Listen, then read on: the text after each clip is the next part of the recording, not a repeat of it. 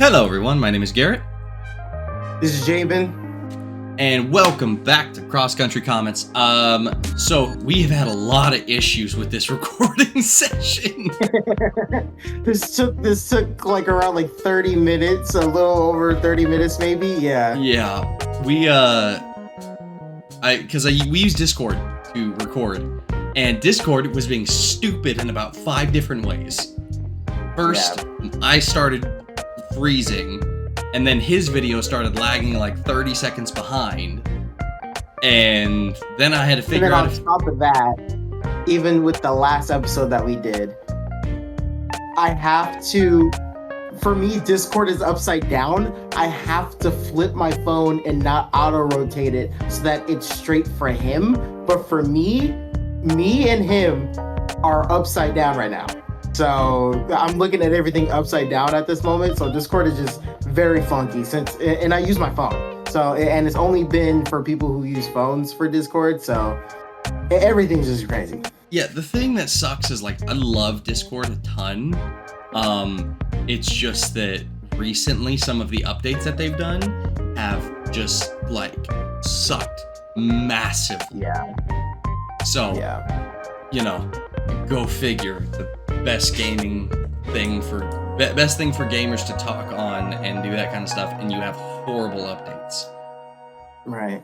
But, they've had this update with the phone thing going for 3 weeks or something like that, and they still haven't fixed it. So, have fun figuring that out. Right. Anyways, I suppose we'll get to it. Super excited because last episode was the first episode we posted in almost 3 months. And we were recording this probably exactly a week after last one we recorded. So there have been a few developments and a few things that we have done and played and enjoyed and are looking forward to. We'll put it like that. Yes. So it's going to be an exciting future. We'll put it that way. I gotta stop saying that. It's true though. It is. So if you would like to cover the first one, because I know that it's both of our childhoods, but you nerded out about the remake a little more than I did. So I'll let you cover this one. Okay, so the greatest thing that has ever happened finally happened. I've been waiting for this day. Just so you know, before I say what game it is, I have the original Xbox right here with the game, and I really wanted to play it for so long. My controllers are messed up though. I have the original Xbox, that old thing. I have it, and I have the first game, and this is a game that my dad introduced me when I was four or five, and ever since then we played the crap out of it.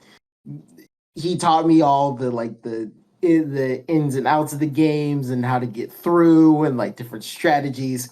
The game that I'm talking about is Star Wars Battlefront, but this is the classic collection. They finally released it for next gen consoles. Thank goodness. First I want to get my feelings and thoughts out of the way. I am happy. I am extremely happy.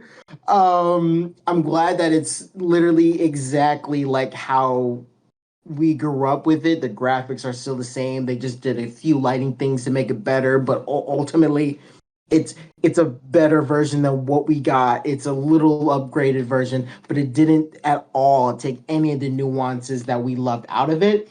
It didn't even update the graphics on how it looks. They just highlighted details and that's it.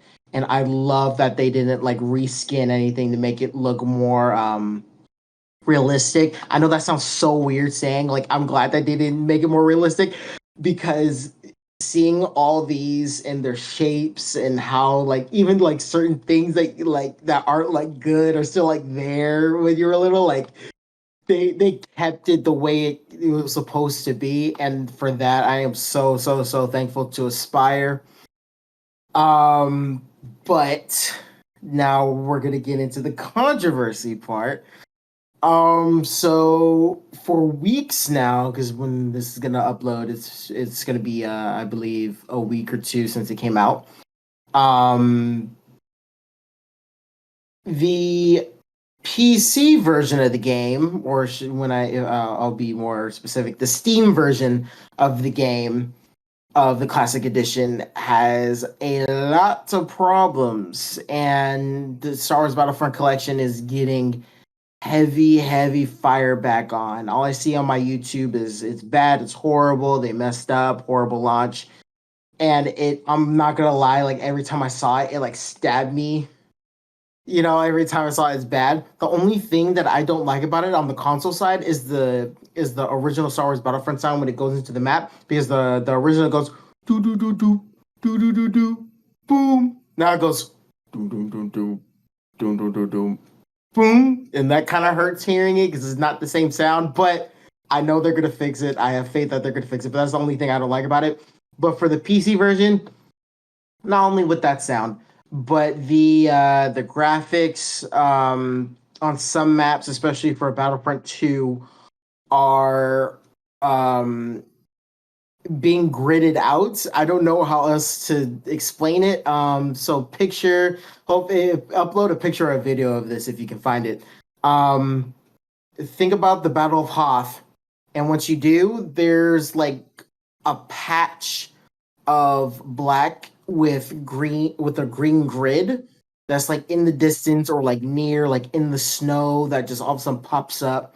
So it seems like I'll call it the reskin, I guess, didn't go well with the PC version. A lot of the cutscenes for the Reign of the Empire campaign for Battlefront 2 aren't there. And this is for the PC version, not the console version. Aren't there. The internet, the online playing is horrid. Yeah, and then I heard that there was a couple other buggy stuff. And then another thing is that the game for the PC version is 77 gigabytes, which is huge for the people that don't know memory. That's as close to as putting Spider-Man 2 on the PS5, which is a pretty big game. So a lot of people don't understand what's going on, like what kind of features are there in order for it to take so much space, etc. But what's funny is that that's only the PC version that all that stuff is getting messed up. This is gonna sound so funny. Garrett and I actually forced Garrett to get it on the Switch. He called me the day before it came out. He said, yeah. and I quote, he said, "You better get some sleep because we live 3 hours apart." And he said, "When you get home, you're going to buy this. We are going to play this, and you're going to stay up late, so get some sleep." And I said, "Oh, okay." And then I ended up going even further because my Joy-Cons suck, and ended up, if for those of you who can't or aren't watching the video and just listening, there are these like controller adapter things that are licensed by Nintendo and work fantastically, that I bought those and the game and a new memory card. So I listened to him. Yes, sir. Aye, Captain. Yep. So I forced him to get this the Classic Collection on the Switch, and oh my goodness, I've never ever seen a game other than it being on the PS5 and PS4 did I see a game run so smoothly in my console life of gaming. Especially for the Switch, constant 60 FPS, even online. There are and I mean no problems on the Switch except for that sound that I talked about. But I know it doesn't bother you because you didn't play the first game as much. But for me, I hate it. It hurts. It hurts my heart. Is it the same thing on the second one? Because the second one, when you do Galactic Conquest, is also do do do do do do do do do. Yeah. Okay, so it may hurt a little bit then. yeah, it's gonna hurt.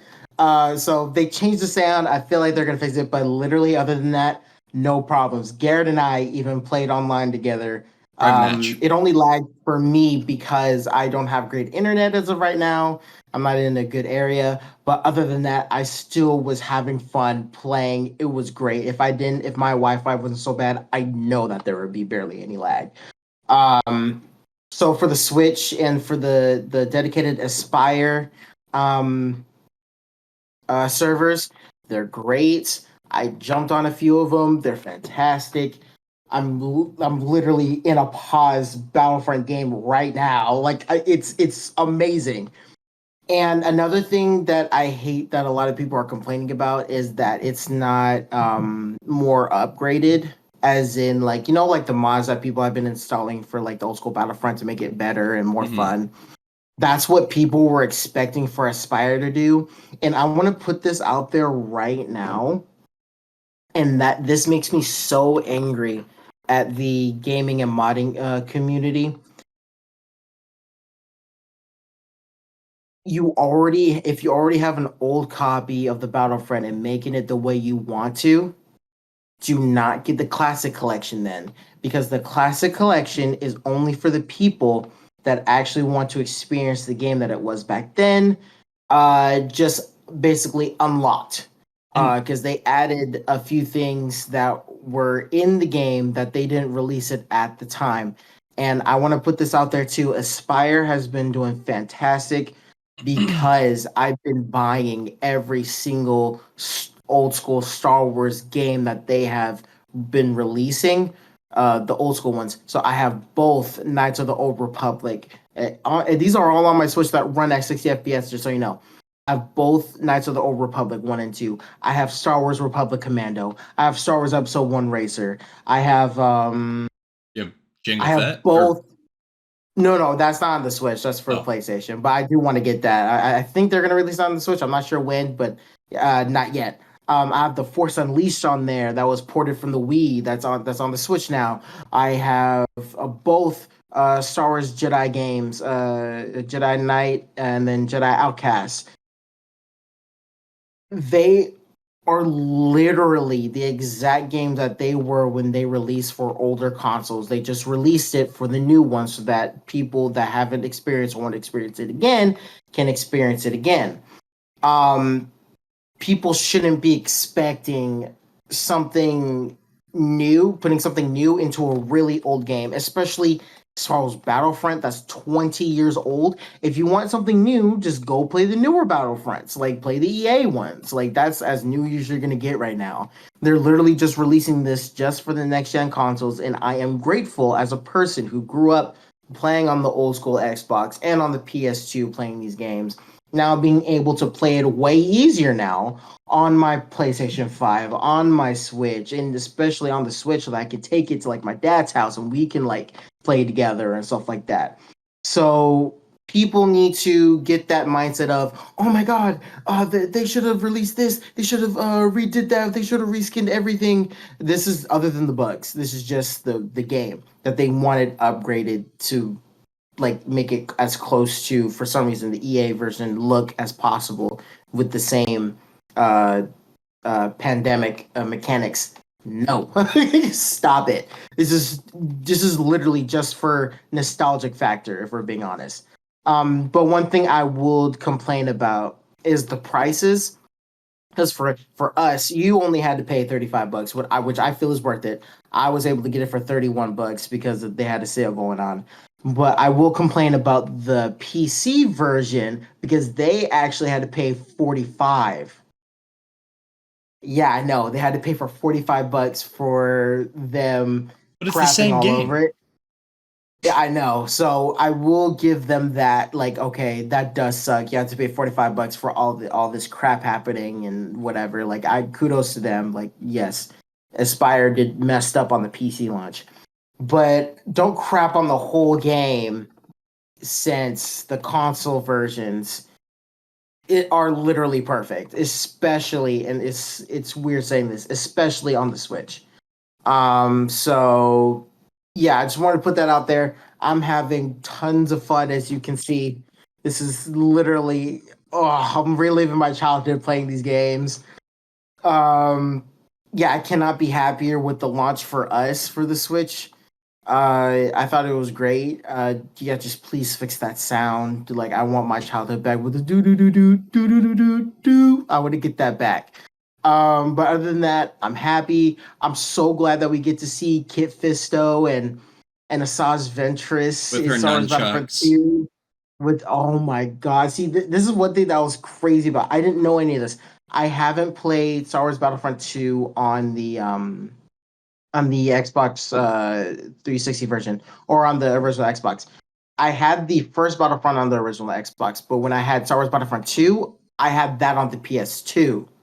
So I grew up playing the PS2 on that one. So I guess it was like an Xbox exclusive at that time, to where only Asajj Ventress and Kit Fisto were on that, and they were gonna release it for the PlayStation, but they never did. So now that we all get to have that, it is pretty insane and pretty cool. Asajj Ventress, I never knew that she was supposed to use her lightsabers as nunchucks. Tell me why that is so satisfying for no reason. She's literally my main now in Heroes and Villains. Like, she oh, I just love that concept. And it made me go back and watch the original Clone Wars TV show, the 2003 version. And I was like, I wish she used them as nunchucks, because she doesn't use them as nunchucks in that either, but she has kind of like the same outfit. So I was like, oh, that's my Sauce Ventress right there. But yeah, I'm extremely happy. And obviously the space missions, perfect. Uh but I do want to say this. It's so weird how, and I'm not sure if it's nostalgia factor, it probably is, but these Battlefront games are better than the newer ones. I'm gonna put that out there. Like, obviously, when it comes to you, I have fun with whatever we play. We go insane. But when it comes to Battlefront, I've been waiting for this for so long, and they did not disappoint. And I'm just reminded that these games, this Battlefront version, the pandemic version, is better than the EA version. I actually played the EA version again. I was like, it feels so hollow. It's like, where's the mystical? Where's the mystical feeling about it that I got from the first one? Yeah, no, I can agree with that. So when it comes to Battlefront, the original, I have a similar background in it. But Jabin's game was the first Battlefront. My game was the second Battlefront. So I played Yep. one a good bit, but two was like my game. Some of the standout times were like the space battles, specifically how you could just jump in any spaceship around, get out of your spaceship whenever you wanted, fly into the enemy's starship, get out, destroy it from the inside out, and then go out and destroy the outer parts. And then having two teams fight against each other and try and keep each other from blasting each other's ships, but then also try and sabotage the other. Just that concept is so satisfyingly in depth that when I heard they were remaking Battlefront, Battlefront 2 specifically, EA, I was like, they are going to put an updated version of the space battles. I'm so excited. And they never did. So when it comes to that, the space battles were some of my favorites. After the space battles, I specifically have memories of going to Mos Eisley and playing Heroes and Villains. And I would just rotate through heroes. I didn't like the heroes with guns. They felt overpowered and not satisfying. But everyone with lightsabers, me and my Yep. brothers would go head to head because PS2 had very limited online. I don't even know if they did have online. They Um, did, but it was pretty limited and it didn't even yeah, last long. yeah, didn't last long. It was very limited. So I played a little bit of that online, but mostly me and my brothers and my friends would all play and go head to head with some of the AI and stuff like that. Um, so there's just a lot of really good memories with it. And the thing I think a lot of people miss about it is, and this is something I've been noticing in recent gaming, is people miss the simplicity. Um, because they are making games. There are games with a lot of mechanics that can be really fun, but the simplicity of gaming is just so satisfying. Like, you look at games that aren't all that like intuitive, and they've done incredible recently. Look at Lethal Company, for as an example. Mm. Graphics look interesting at best. Like the graphics look kind of funny, kind of cool, but it's literally just you're in a spaceship, you land on a planet, you go in, you collect scrap, you try not to die, you get back to the ship. That's it. And then you buy little upgrades here and there. It's like a really fleshed out version of a mobile game, if you know what I mean. So Mm-hmm. it's like simplicity is what people miss. The thing about the original Battlefront games is they thrived on simplicity because there was 4 classes with 2 classes that you could unlock through the match. 4 Yeah. classes, very simple. And I mean the new Battlefront stuck to this as well, but they like They botched it. you had different abilities, you had cards that could upgrade those abilities, like and it was just like, why are you making this so complicated? And so in the original it was you have assault, heavy, sniper, and like scout essentially. I think that was the name. Anyway, you have those 4 classes, and then going through, there's a specialty class normally, and there's like normally a jetpack class.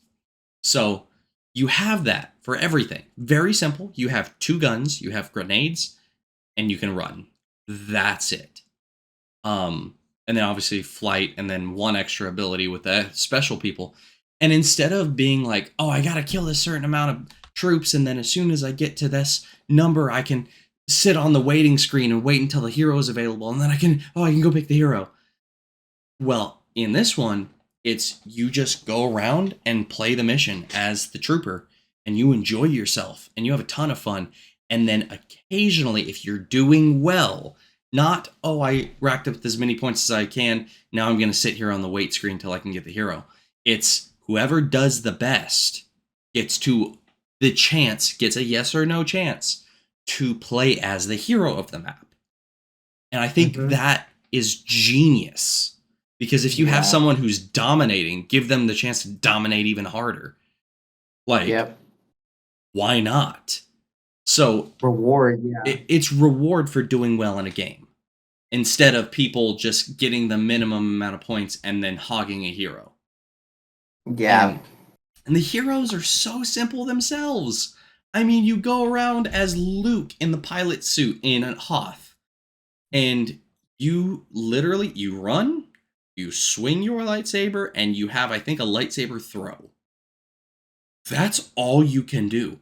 And it feels legitimate because you freaking mow through troops. Like, it's not like they put up the biggest fight in the world at all. Like in the new ones, when you come across a hero, if you got the right assembly of troops and you can evade, you can sometimes kill them pretty easily.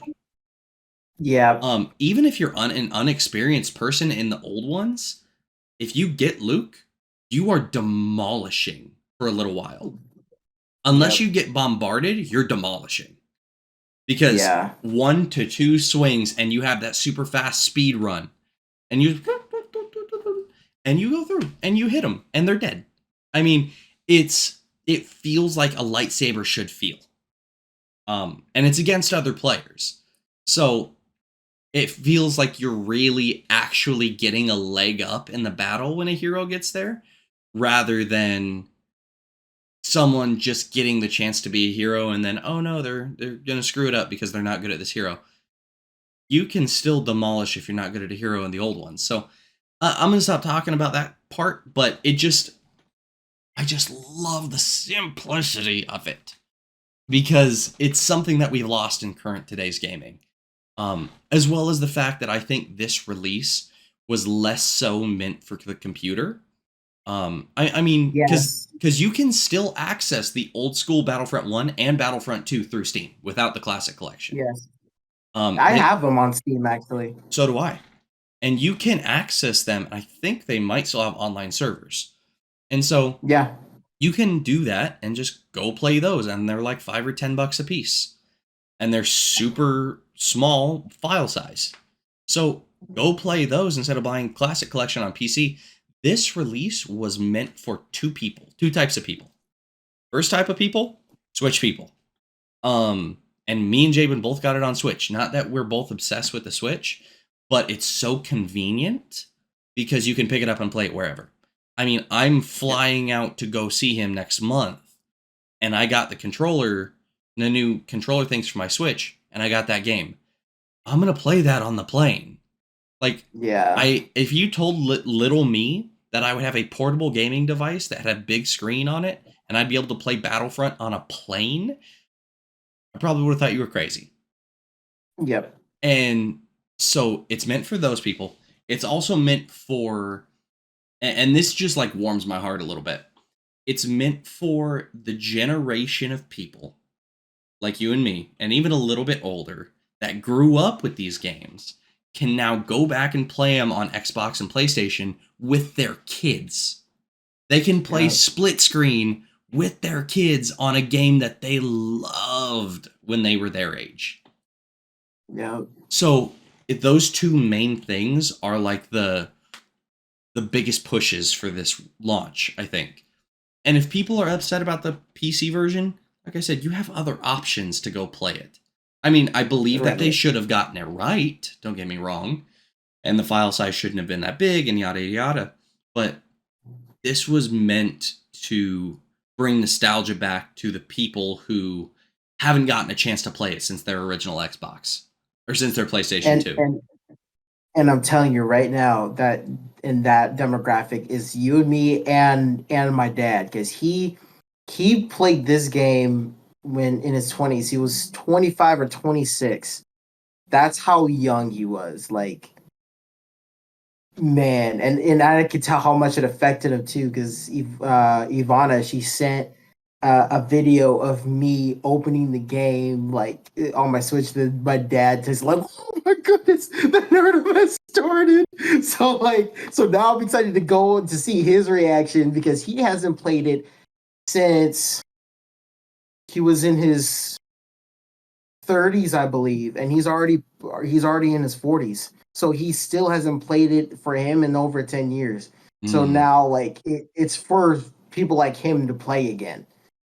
So that's why, again, like you said it perfectly, and that's why I'm saying I literally hate what people are saying right now, expecting more out of it, where when you shouldn't. You should be expecting the same thing that you were able to play before, when you played on your original Xbox, when you played on the PlayStation 2, when you played on Windows Vista. Like that's the kind of game that you should have waited for. And I do want to say this, when the trailers came out, when I was watching the trailers, and because I watched the trailer like a month before it came out. When I watched the trailer, I looked at the comments, nothing but positivity. Everyone saying, "Oh my goodness, it's finally happening." And let me tell you, the trailers, they changed nothing from the game. So that's why I'm a little irritated that people were expecting more when literally the trailer showed you basically the original game, and you were praising it, and now you're all of a sudden not, when you weren't getting what you thought you were getting. And they literally gave you a list under that trailer of what's coming, like the extra map and the extra people, and then that's it. And people Hmm. were excited. So why are you having a problem now at launch? No sense. It doesn't make any sense at all. But No. we're both glad that it's here. We both love playing it, and I Yes. think that it's something that, you know, the Switch is a very prevalent thing that we both use pretty often, whether it's hooked up to our TVs or we just take it somewhere. Um, but this is gonna make it so much more fun because I haven't played my Switch regularly in a minute. Don't get me wrong, I Mhm. love my Switch. Breath of the Wild's amazing. Super Smash Brothers, Mario, all of it. Great games. Fantastic. But it lost a little bit of something for me because it just like got almost a little repetitive. And Mm. so going back to something that I used to play all the time has almost revitalized why I loved the Switch. And so I've Yeah. been playing Battlefront, but on top of Battlefront, I've also gone back and I played a little bit of Stardew Valley. And I've played a little bit of what was it? Gosh, I forgot the name of it. Pokemon? No, that is gonna bug the ever living crap out of me. Heck, right now. Yeah, I have it right here. Hold on. Yep. um, Animal Crossing. My gosh, Animal Animal Crossing. Crossing: New Horizons. I went back and played a little bit of that. I was freaking obsessed with that game for like 2 months. And it's made me go back to all these things where I'm just like, I forgot how fun this is. Because it like scratches that itch again of some of these games that I loved for a long time. Yeah. So there's just a lot of good things that came with this launch that I think people who only, because I was one of those people for a second who went No, I online. knew you were. Yeah. That's why I forced you to get it on the Switch. I was like, nah, Yeah. you stop tripping. Because I'm one of those people who looks at reviews before I get something. Not that I'm like, oh, I base my opinion entirely off of reviews. But if we're looking at like remakes of games, there's been a lot made within the last few years that have tanked because of one reason or another. So I saw the reviews and I was like, oh, this is another one of those. They can't do it to that. And then Jabin told me to get it because he was like, dude, those are crap. Those reviews are horrible. And so I was like, all right. So I got it, and he was right. And it's just incredible. And so if you are one of those people who goes and looks at reviews, but you're kind of on the fence about buying it, not on the PC, but everywhere else, just do it. Mm-hmm. It's freaking enjoyable. You get flashes of your childhood. Like, it's a great time. So Yeah. anyway, And for people who haven't played this game, I would still advocate to get it just because I just want everybody to know what the fuss is about. Like this is when at a time where the mystical was still mystical. And we still had that, like, I'm sorry to trigger a few people when I say this, but it still had that magical feeling about Star Wars. Like it still had that fun feel when just even thinking about Star Wars. This had a really like big hand for a lot of people and I didn't notice how many people, including me, that were introduced into Star Wars through this game. Like my dad didn't let me watch the movies, but for some reason we played the video game. And then my first Star Wars movie was episode 3, and then I got to see the clones in action. And I was like, whoa, what's going on? So like that, like Star Wars Battlefront was obviously a big deal for me. But again, for people who haven't played it, I would still get it, not on PC, but I would get it just so that you know what the fuss is about and that you can see, what it was like when it was simple, when it was fun, without any microtransactions, and seeing what, the love that the original developers had for Star Wars. And this was a time to where they actually for real listened to fans, because when the first Star Wars Battlefront came out, everybody loved it. A lot of people were still like, but we want running, we want to play as a Jedi, like we wanted the space battles. A lot of people were angry that the space battles weren't a thing. They listened to the fans and said, okay, let's make Battlefront 2. And then they made Battlefront 2, and barely anyone had complaints. So this was a big time where they listened to fans, and but they were fans themselves. Like they wanted to see this, stuff happening. So that's why I say still get it. This is the only way you can get it on next gen console. So you need to get it. You just need to get it. Yeah, I'll stop giving it praise. I'm gonna praise about it all night long, but literally, it just feels so good to play my favorite game. Yeah. On a console that I play almost all the time. It just feels really nice. I think, and this isn't going to be a tangent I go off of, but this is one thing I just wanted to mention. Something you said sparked an idea, and that was, or a thought rather, and that's that back when Battlefront was made, and back when 007 Nightfire was made, and I'm naming games from my childhood, PlayStation 2, 007 Nightfire, Need for Speed Underground 2, Slugfest Reloaded, baseball game. It was like NBA The Streets or something like that. Oh no, NBA Streets 2. I Streets had 2. that as Yeah. well. So did I. Yes. So stuff like that. Games like that. Lego Star Wars, the first one. So games like Oh, and that, the second one and for the me, the second one. original trilogy. Yes. Yes. So games like that felt like the people who were creating them were fans and loved the Mm-hmm. series. That's why they're so beloved. As opposed to creators these days that have sold out to big companies and have decided, you know what? We want money more than a good game. There's very few developers that go for good game over more money. So, and I get it's a business, you need money, sure. But you get money if you get a good game. So, Yeah. the thing about it is like, if you compare the quality of those games to the quality of these days, you'll find very few games when you were younger that you were like, oh, I don't like this game. Normally, as a kid, any game you got was like, I gotta try this. And it was normally 8 to 9 times out of 10, you were like, this is awesome. Yeah. And I'm sure that was kind of like a little bit of a blinder because we were kids and we just liked new things. But at the same time, the quality and care put into these games for their time highly exceed what's put into these days games, because it's either a cash grab with some kind of loot box mechanic or something like that, or a subscription battle pass mechanic, or you have the very, very occasional game that's actually really good. And there are plenty and plenty examples for that. And one, the most recent one that I'm still on the fence about even getting it on sale is Suicide Squad. Mm-hmm. Like that, and you know what? Let me do these examples. Arkham Knight trilogy. Oof. And including Arkham Origins, because I know Yeah. you like Oh, Origins. I do You're like an Origins guy. Origins. Yes. So I'll just throw in the Arkham series.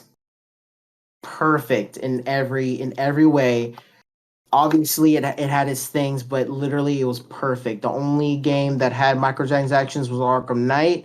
But even then, after they were done with that, they just released it all very, very small prices for all the suits and all the DLC, and just gave it away. Perfect. In the same universe, we got Suicide Squad, and we all see what's happening to Suicide Squad. Literally, people wanted spoilers just to see if it was a good game, and we never. Let me say that one more time. People were spoiled just to see if it was a good game or not, and we have never, like he said, we never looked at a game and said, "I kind of don't like this," even when we were teenagers looking at video games. Teenagers, not even just children, teenagers. We never had to look at a game and be like, I want to know what happens before I get it. I just wanted to get it so that I can experience something cool. And I experienced something cool. And it sucks that we have to worry about if a game is good or not, or if a relaunch is good, or this and that. Like it's tiring being the gamer now. But like that's why that I'm so glad that you reiterated that, that's why I love this game so much, is because when I pre-ordered this, I knew what I was getting, and I knew it was going to be fun, and I knew that was going to be happy again with pre-ordering something, because I already knew what I was getting into, and I knew I was already going to be satisfied, and I was 100% completely right, just because on the fact that it's a simple game. It's just simply fun and pure entertainment, and that's all it was meant to be in the first place. Wasn't meant to be a cash grab. Probably the PC version probably was, but the console version wasn't meant to be a cash grab. They even put it on sale so that people can get it cheaper pre-ordering it. So And you I never don't see know. that. And you never see that. And I rarely, you know me, I rarely, if not ever, pre-ordered any games. There are only two games in my life I pre-ordered. I pre-ordered Lego Star Wars: The Skywalker Saga, which I was correct in pre-ordering, even though they put it on sale for like $20. But whatever. I played it first. So I pre-ordered that, and I pre-ordered Spider-Man 2 again perfect purchase. No other game have I ever pre-ordered. Now I pre-ordered this. Hmm. Yeah, no, it's just something that needs to be looked at in the video game market a little bit. But anyway, and this actually leads kind of into our next point. As Yep. far as reformation of industries, we'll Yep. put it. And you go ahead and do this topic. Yeah. Okay. So if you guys watched the last episode, which I hope you did, but the last episode we put out, one of the biggest things we talked about, and it took up about 3/4 of the episode, was us talking about the X-Men '97 controversy and what they're doing with Morph and what the director or the showrunner is doing and everything like that, and kind of what direction they were taking that, our thoughts on it, our thoughts on making characters that are already established into social messages instead of good characters. So little bit of an update on that, because just yesterday, as of recording this yesterday, the showrunner for X-Men '97 was fired. Well, they say he wasn't fired, they just parted ways, is how they put it. He was fired. I'm pretty sure he was fired. So he was fired, and then I thought about it a little bit, and I was like, okay, so they may be making some changes to the show, and stuff like that. But then that got me thinking, and one of my other buddies told me about this one thing. And we're not going to go too much back into '97 because we talked about it for a long time last episode. But this one is something that I realized, but I didn't actually hear his exact words. So we're talking about Bob Iger, who was the CEO of Disney, then wasn't, now is again. Mm-hmm. So, because they rehired him. I'm pretty sure it was right after Wish tanked that they rehired him, or right before it tanked. I think it was right before, because Mhm. because Wish was horrible. I didn't even see it. I didn't watch it. Yeah. I'm pretty sure one of the songs is written by AI. I'm not sure. Anyway, but one of my buddies told me about something that Bob Iger said, and this excited me. Thing about Disney, and we've talked about this a couple of times, because Disney is a large part. I hate to say Disney is a large part of this channel, but it kind of is, because Disney owns Marvel, Disney Yeah. owns Star Wars, Disney owns Disney movies, obviously. Disney owns a lot of video games, so it's like a lot of the things we talk about are technically based in Disney. So And we talked the crap out of Speedstorm and Dreamlight Valley on top of that. So yeah, definitely Disney has been on our radar for a while. yes. And so my friend told me about something that Bob Iger said, and it just makes me so happy for the future. So I'll read this out. This is, if you guys want to look it up, I'll try to remember to put a link to this down below. But it's from a website called Disney Food Blog. And it's basically talking about how parents and fans stated that, movies and TVs from Disney have been pushing agendas over the last couple of years, the last few years or so. And Bob Iger agreed with a lot of people by saying a company has a right to a freedom of speech just like individuals do. And he previously stated that he wants parents to be able to trust the content that they're creating for their children, that Disney is creating for their children. And he said committed to delivering age-appropriate content for families, audiences, while also telling stories that reflect the world around us and foster greater understanding, greater perspective, greater acceptance of all people. Absolutely, sure, great. Something that tells a story and has a little message behind it. Absolutely. That's something we even went into a little bit with X-Men. So let's see. According to, I'm going to read this out verbatim, at least a little bit. I may preface a little bit. Or I may, what's the word? Summarize. Summarize, thank you. I may summarize a little bit. It says, according to Alex Sherman with CNBC at New York Times Dealbook Conference on November 29th, Iger shared more about any potential company agenda. He stated that the creators at Disney had lost sight of what their job should be, that it should be to entertain first and not be about messages. He said the messages that were being pushed got worse when he left as CEO, which it did, because he left in 2018, 2019, or was it earlier than that? Let's see real quick. Hold on. Yeah. I'll be quick about it. Jabin's gonna look it up. This is actually important. Yeah, Yeah. this is pretty important. Because I'm pretty sure this Iger. you'll be able to see the shift from when he left. So Bob Iger. Whoa, I got new news. Oh. Okay, we'll talk about that a little after. Okay. But I can't even know because of this new news. What's going on? He's gonna step down in 2026. What? Why would they bring him on so quick and then him step down so quick? Was it so that he could get them back on track and then he can appoint someone to then lead Disney? I don't know, dude. That's But weird. yeah, I think he got fired in 2020. Or no, I thought he stepped down. Did he not step down? Oh, hold on. Bob Iger, Walt Disney Company, 2000 contract. Yeah, so he retired from Disney in 2020. 2020. Okay.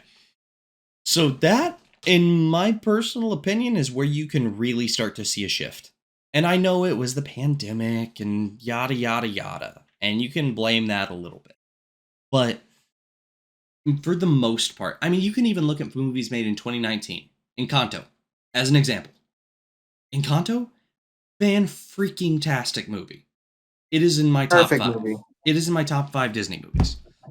I love that movie. Because they're not pushing the only agenda they're pushing is family. That's not an agenda. That's a freaking great message. So and oh my goodness, there were not a lot of male characters in it either. And they weren't preachy about like women empowerment. They were just awesome females in the family that had to run the family, and it was great. Yeah, and they weren't preachy about them not being white women either. They weren't preachy about them being Colombian. I think they're Colombian. I'm like 90% They're sure. Colombian. Okay, Colombian. So, and they weren't preachy about that. They just were Colombian. And they weren't like, oh, the white man or the white woman, da da da da. They were just like, yeah, this is our heritage. What of it? And so, incredible movie, incredible songs, the whole deal, production, great. And then you look after 2020, you start to see the decline. So you start to see the decline of a lot of non-specific Disney properties before 2020. And I think that's when Bob Iger was losing power, was losing the pull. And we're talking about like Star Wars episodes 7, 8, and 9. 7 was good. 8 and 9. And then we're also talking about some of the Marvel movies. But then 2020 hit, Disney Plus released, then they made She-Hulk. Then they made She-Hulk's the worst one to come to mind. They made She-Hulk. They made Strange World. They made Wish. They made Echo. They made and all these different things that are. They made season 3 of The Mandalorian. Season 1 and 2 were good.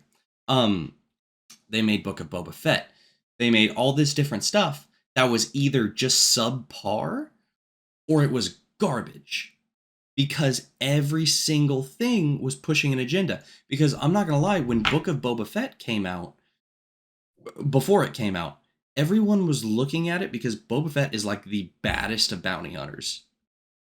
And so they were looking at it as in like, we want to see him be like the bounty hunter that we know and love. And I didn't even watch the series, but from what I was told, he became just like a little peaceful dictator or something. Yeah, I watched it. They even played around with them. So I guess that time where he was marooned, he was taken in by the Sand People.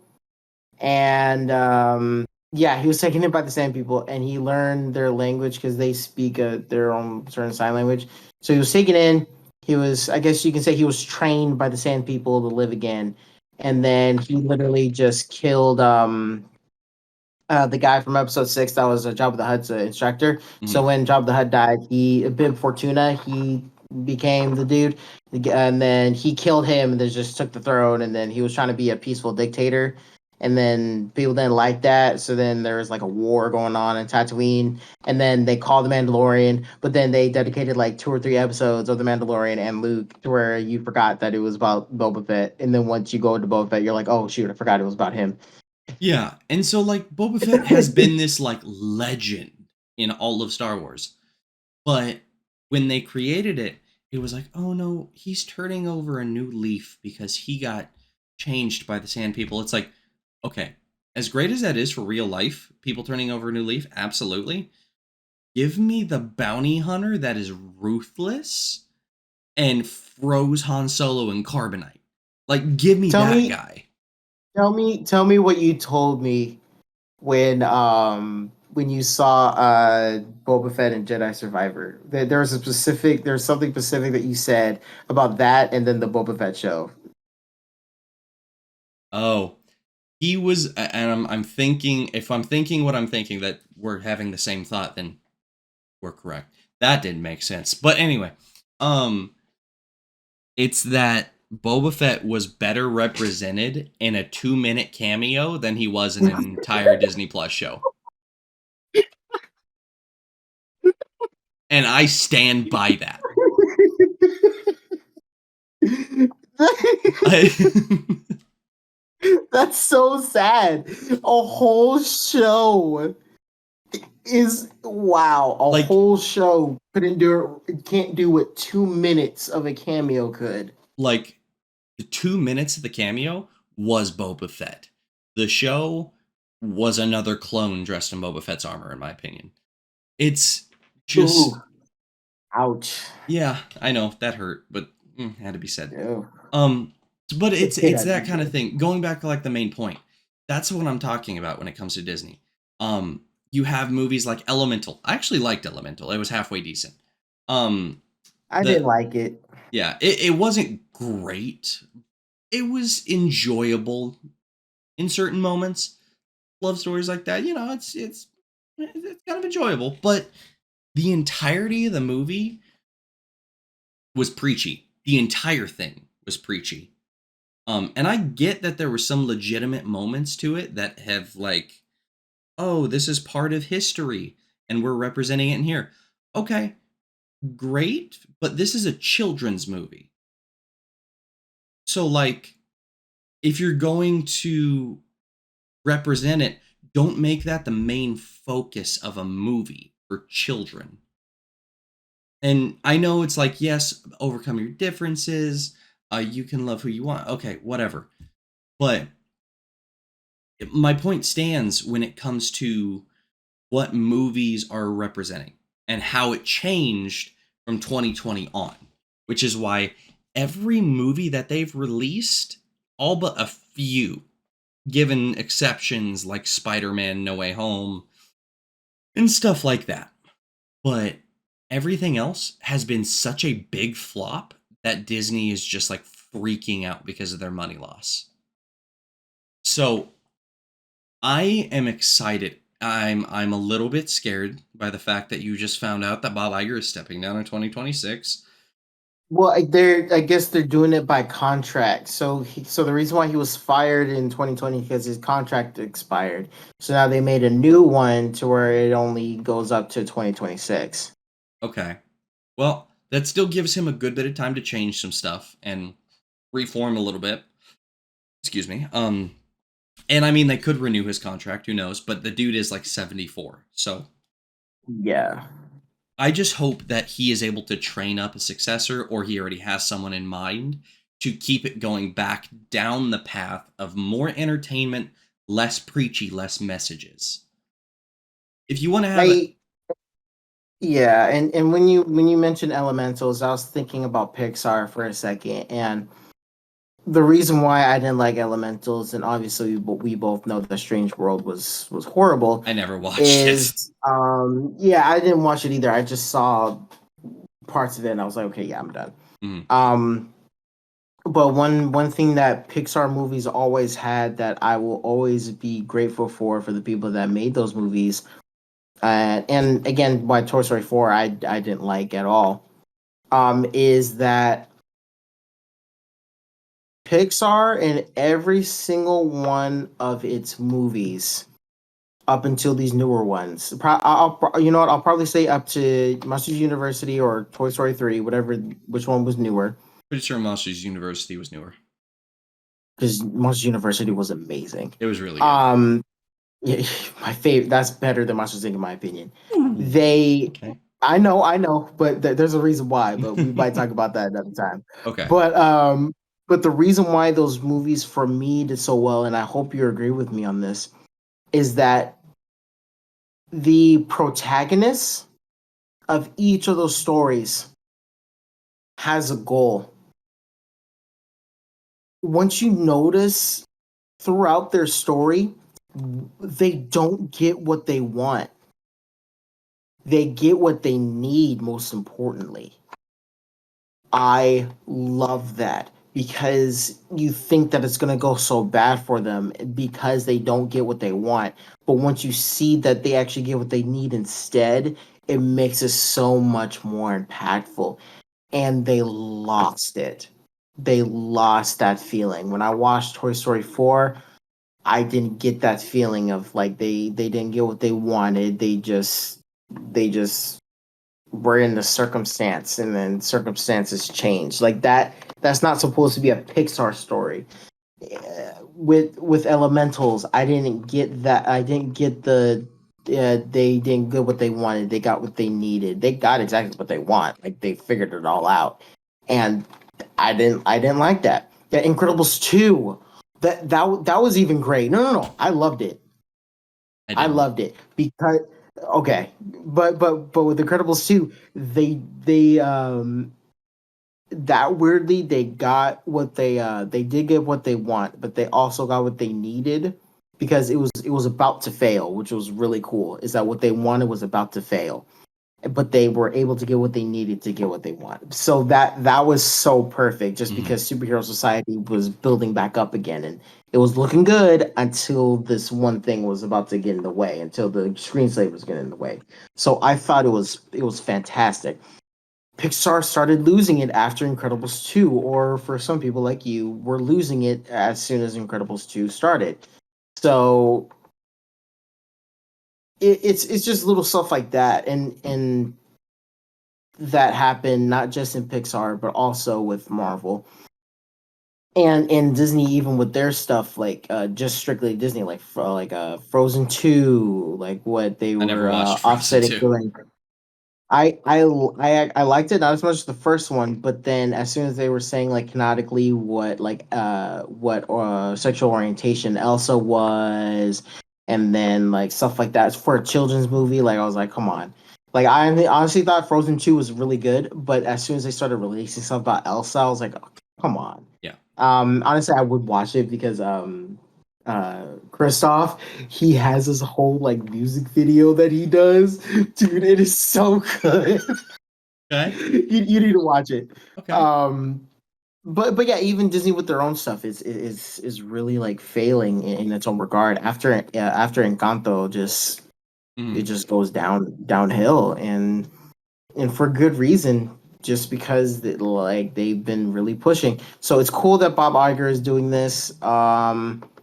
I I'll be hopeful in terms of how they affect this with Star Wars and Marvel specifically, because they also just released, well, not today when this video comes out, but today when we're recording, they also released that Patty Jenkins, they're back on for Star Wars Rogue Squadron and Acolyte. Oh. Wait, wasn't So Patty that's bad. Jenkins the one who created Mando season 3? No, she's the one that did Wonder Woman and Oh, Wonder Woman sweet. 84. Yeah. Yeah, Um, exactly. Right there. Because she did fantastic for Wonder Woman, but 84, yeah. oof, Um, he did but not hit that. yeah, And they're re-releasing Phantom Menace just so that they can show the Acolyte trailer after. that's sweet. Um, but so one other thing I will say about, you brought up Pixar. The first movie that came to mind when you said they didn't get what they wanted, they got what they needed, was Cars, the first Cars. Because Mm. Cars, I just rewatched that. mhm, Lightning McQueen wanted to become the best racer in the world, and he was arrogant, and he was uptight. All he wanted was that piston cup. He went through this entire journey where he was like, "This sucks. I don't want this." And he met his best friend. He met, who I think is his wife. He met, this giant town that was failing miserably and was super selfish at first, and then ended up talking to Doc Hudson and was super inspired and was just like, "It's literally just a cup. What are you doing? Don't waste your life away like I did." And it ends up kind of not reminiscing, but kind of going through his head throughout the entire rest of the movie. And toward the end, he becomes this like humble guy, humble car, I guess, who literally gives up his dream and passion to make sure that someone Mm. who lost everything because of a crash, or was going to lose everything because of a crash, didn't. And he got third place. But then Mm-hmm. he went back to the town, helped them rebuild, put the town on the map, and then made it alive again. And it's like, this started from something he wanted, which was super selfish and super self indulgent, to helping multiple cars, helping multiple different people. And getting love out of it and having a little community of his own. Little community, like I said, a best friend, or I think is a wife, and just And a going, mentor. and a mentor who unfortunately died. But and then even in the third movie, take the third movie for an example, he still wanted to be the best racer, not in like a selfish way, but just the best racer. And then he had to put that aside once he crashed. And then even when he did crash, he was still pushing himself to be the best racer until he saw the yellow car. I forgot her name. Um, until he saw Cruz. Cruz. Thank you. Until he saw Cruz and was like, "This isn't for me anymore. I have to pass this down. I have to become Doc."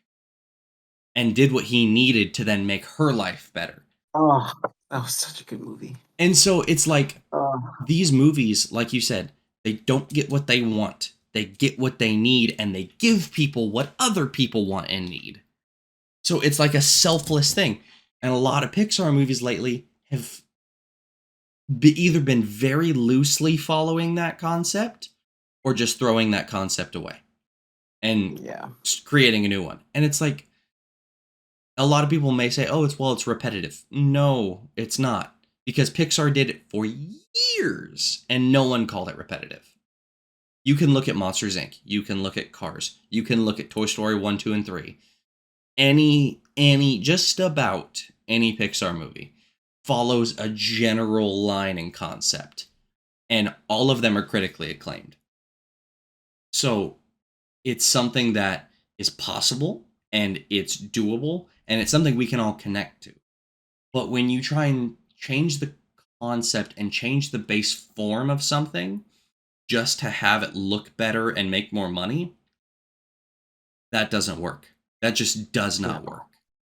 Um, so that's about all I have to say on the matter. But I just hope it's heading in a better direction. Back to something to where when I have kids, I don't have to look through it and look it up on Common Sense Media or parental guides or whatever, just to make sure that there's no inappropriate things or agendas being pushed that I don't want my kids to see. I want to be like, "Oh, Disney movie, click." Put it right up on the screen. Yeah, Okay. And I'm going to sit here on my laptop and do some work while you watch this or whatever may hold the and future. I'm the same way, dude, and that's why that's why I was so hurt when Buzz Lightyear came out. Yep. Lightyear. When Lightyear came out, oh my god, this is coming from a person who literally owned the original toy, who watched the original TV show, who literally wanted to be a space ranger every time he went to Disneyland. And I watched Lightyear. I was so, oh my god, I almost cried because I was so disappointed in it. Like it was so bad. And it sucks because when I was going into it, I was like, you know what, this would be really cool, showing my kids this, like for them, this will be like how I look at the old school TV show. I was like, oh no, there's no way. Like it's so bad. Mm-hmm. Like there's no way. I want to be able to put on just a like how our parents did it. They just put on a Disney movie and they were fine. Like they didn't have to worry about stuff like this when it came to like Disney. They had to deal with it with other people, maybe like outside sources. But when it came to like entertainment, they didn't have to look out as much. They just put on a Disney movie or something cool that just has kids on it and just let us go crazy about it. And look at us, we're still enjoying it at some extent. But now we're gonna have to really like research and be like, okay, what is this about? What does it have? Does it have, qualities I want my children to watch? Like now our generation, for people like us, a little more, I wouldn't say uh put us in the conservative spot, but I'll say more conserved than average Americans nowadays. More conservative than average American nowadays are. It's going to be a little harder for us to really try to find good entertainment for our next generation that's coming out. So Yeah. I personally, yeah. and I know that neither of us are like great share our stances on here. We are careful with our words, but Mhm. I mean I was raised conservative and the whole deal, and I was raised with certain morals and values, and that's the way I want to raise my children. And just because I'm conservative, my parents didn't look at talking cars and went, that's from the devil. They looked at it and it was like, this has a good message and a good story and something that's very child friendly and it's entertaining. And I mean, I think I turned out pretty good. My dad But watched me watch a show that had Mr. Sinister that looked like a crazy demon and said, it's okay. And I ended up okay. Like, yeah, so I'm good. and I mean it's just the content of the show.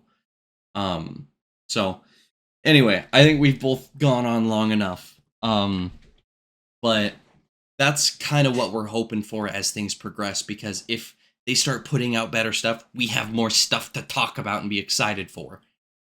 Instead Mhm. of getting on here and being like, well, there's another Disney movie coming out.